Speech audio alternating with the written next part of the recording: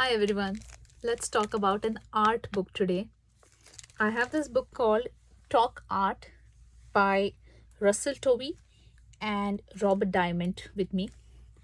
It's a nice, beautifully written book filled with n number of illustrations and imagery and photographs. Basically, it's a book that talks about art.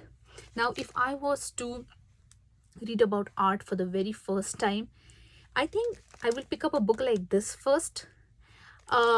This was published somewhere in the year of 2021, and this is by Hatchet Group. This book, what drove me was the cover page itself. Although it's an art book, you have the author's pictures at the back, but you don't have any nice, beautiful picture at the top. It says what it wants to say. Everything you wanted to know about contemporary art but were afraid to ask. Talk art. As simple as that. Now, I think back in somewhere around 2020, both of these authors, they started with a podcast by the same name, Talk Art, and all that they learned throughout, or rather all that was discussed in the book or in the podcast, uh, is being put together finally in the form of a book over here. So, no jargons, no verbiage, which is difficult to understand. It's a nice, simple, plain book. And the writers basically, they say that when you walk into a museum or you walk into a gallery or you see any kind of a public art display or you see a performance art, a lot of times people are overwhelmed. People think that it is not for them. They do not understand it. Hence they are not able to critique it. They are not able to appreciate it. Art is all around us, but it can be very intimidating and overwhelming for most of us.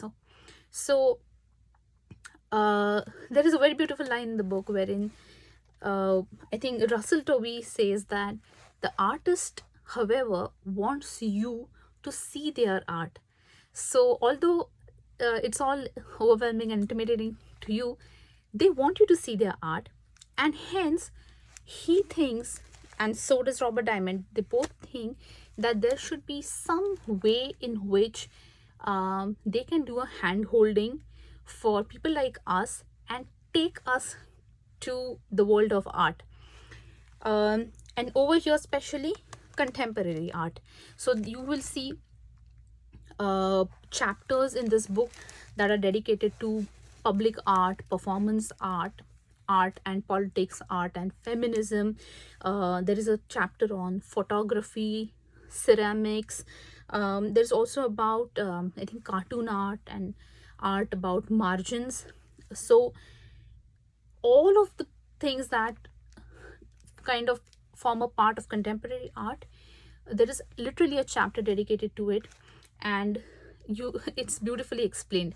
So there is something as simple as, you walk down a dungeon and imagine if the dungeon is just black and white, as against imagine that same dungeon being painted with some beautiful, it could be a mural or some kind of beautiful painting over there. That same dungeon kind of becomes walkable. The underpass becomes walkable. So art around us has a lot to contribute, a lot to say, but if we are able to understand it, we'll be able to enjoy it. That's the whole reason this book is written. The same actually also applies to a lot of artwork which kind of depicts history, artwork which is dedicated to the lives of people who have done something great in their lives. You'll see statues and you'll see all of these things, and basically you look at it, sometimes it's easy to understand, sometimes it's not. Now, how do you appreciate this art? How do you understand? That's the book for you over here. Now, towards the end, there's this one beautiful page which is an introduction to the gallery system. This entire page is dedicated to if you walk into a gallery or an exhibition, how does that really work? Right from the kind of staff you will meet, what happens at the entrance, about tickets, about artworks, how the place is kind of climate controlled, temperature controlled, to while finally you leave you might meet an artist, how do you talk with them. So there is an entire page dedicated to it. Then throughout the book you will see something like this, which is an artist spotlight, and you have the name of the artist written, you have some of the works that they have done over here, you have pictures of those works, and then you have some kind of script or commentary. Basically our authors over here have met some of these artists, right from someone like a Tracy Emin or a Jordan Castell, and we have someone like Sir Elton John.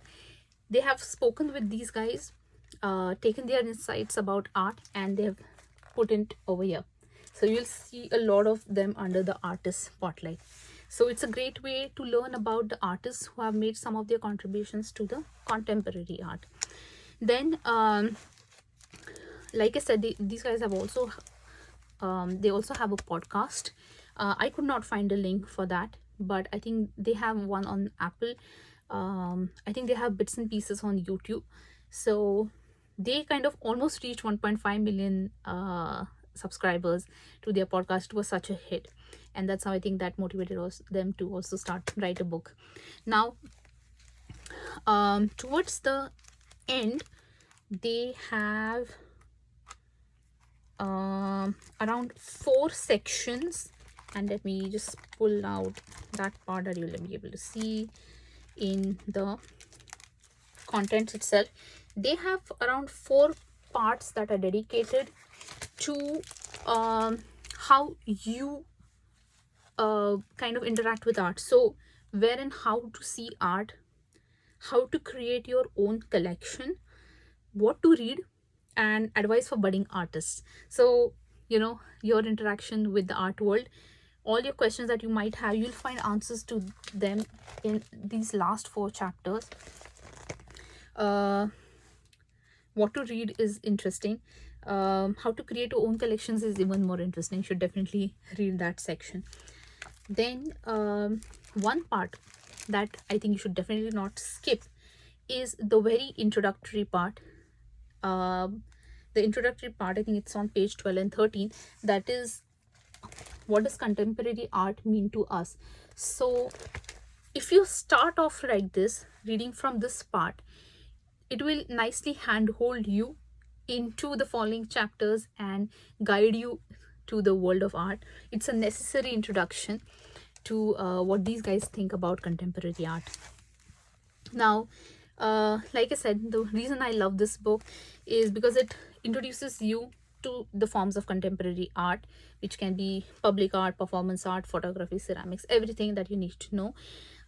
It introduces you to some of the artists along with the name and the kind of work they've done. You'll see a lot of pictures of the work certain artists have done. It answers all your questions about where to see art, how to appreciate it, how to go about galleries, exhibitions, etc., etc.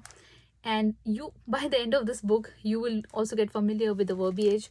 Let it be installations, monuments, commissions, portraits, all of this verbiage that is very peculiar to the art world. Now it is important to also talk about how contemporary art is different from the traditional art. Traditional art, if you see, and as I say, you'll be able to visualize, you will see mostly historic paintings. You will see paintings which are basically dedicated to history. You will see paintings which are based on mythology, which are based on some scriptures. So all of this kind of falls under the old art. But our contemporary art is more about the modern day ideas and concepts. So you can see an installation or a public art which is dedicated to technology. You could see something that is talking about inclusion. It is talking about gender diversity, modern ideas and concepts, and maybe paintings around it, ceramics around it, photography around it. that will form a part of contemporary art.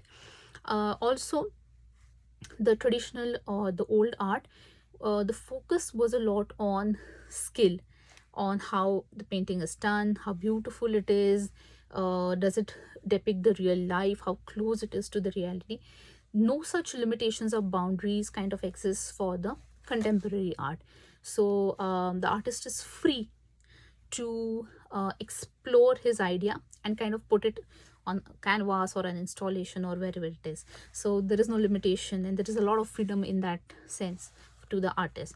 Also, where does contemporary art kind of fit in?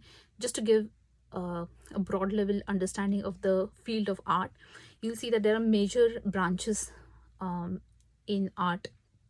You have something like your visual arts, so painting, sculpture, uh, drawings, all of this falls under visual arts. Something like decorative art, so your jewelry, ceramics, textiles, all of this will fall under decorative arts. Then you have performing arts, so something like theater will fall under performing arts. You have something like the literary art, so something like your poetry, novels, fiction, books basically will kind of fall under the literary art section. Then you have something like the media arts, so your film, animation, stuff like that will fall under media arts. And something like your applied arts, so fashion or industrial art, that will kind of fall under applied arts. So this is just a like broad strokes. I just wanted to kind of explain how the art world, different branches of the art world are or is. And contemporary art is not really a branch, but you'll see the form of art change within all of these arts. So definitely this book is definitely something that a beginner can read. It could be an artist who's starting off his journey in art, it could be an art student, or mostly it can be people like us who witness art in our daily life but don't know much about it. So this is definitely like a beginner's book for people like us. So definitely give it a read. Thank you.